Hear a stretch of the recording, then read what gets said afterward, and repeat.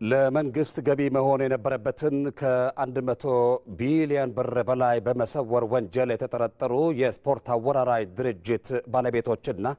ተባባሪዎቻቸው በቁጥጥር ስር ዋሉ። የብሔራዊ መረጃና ደህንነት አገልግሎት ለኢቢሲ በላከው መግለጫ በቤቲንግ የስፖርት አወራራጅ ድርጅቶችና ፊንቴክ ወይም አግሪጌተር በሚባሉ የገንዘብ ክፍያ ስርዓት አቅራቢ ተባባሪ ተቋማት ዙሪያ ጥናትና ክትትል ሲከናወን ቆይቷል። ፈቃድ ያላቸውና ከሚመለከታቸው የመንግስት አካላት ጋር በገቡት ውል መሰረት የማይሰሩ በህገወጥ ድርጊት ተሰማርተው በመገኘታቸው ፈቃዳቸው የተሰረዘባቸው፣ እንደዚሁም ምንም አይነት ፈቃድ ሳይኖራቸው በስፖርት አወራራጅነት ተሰማርተው የነበሩ አካላት በዓለም አቀፍ የኢንተርኔት ትስስር አማካይነት በህገወጥ ድርጊት ተሰማርተው የተገኙ ሲሆን የብሔራዊ መረጃና ደህንነት አገልግሎት፣ የፋይናንስ ደህንነት አገልግሎት፣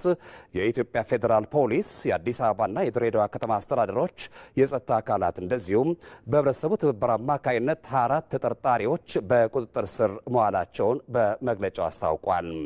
የቤቲንግ የስፖርት አወራራጅ ድርጅቶቹ ፊንቴክ ወይም አግሪጌተር ተብለው ከሚጠሩ የፋይናንስ ስርዓቶችን ከሚያሳልጡላቸው የሀገር ውስጥ የክፍያ ስርዓት አቅራቢ ተቋማት ጋር በመመሳጠር በአጠቃላይ ሲያንቀሳቅሱት ከነበረው የገንዘብ መጠን መንግስት በተለያዩ የገበያ አማራጮች ማግኘት የነበረበትን 100 ቢሊዮን ብር በላይ መሰወራቸው እንደተደረሰበት አመልክቷል። የቤቲንግ የስፖርት አወራራጅ ድርጅቶቹ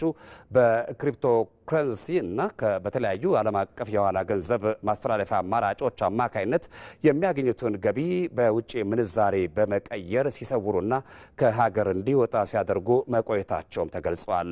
ፊንቴክ ወይም አግሪጌተር የሚባሉት የሀገር ውስጥ የገንዘብ ክፍያ ስርዓት አቅራቢ ተቋማቱ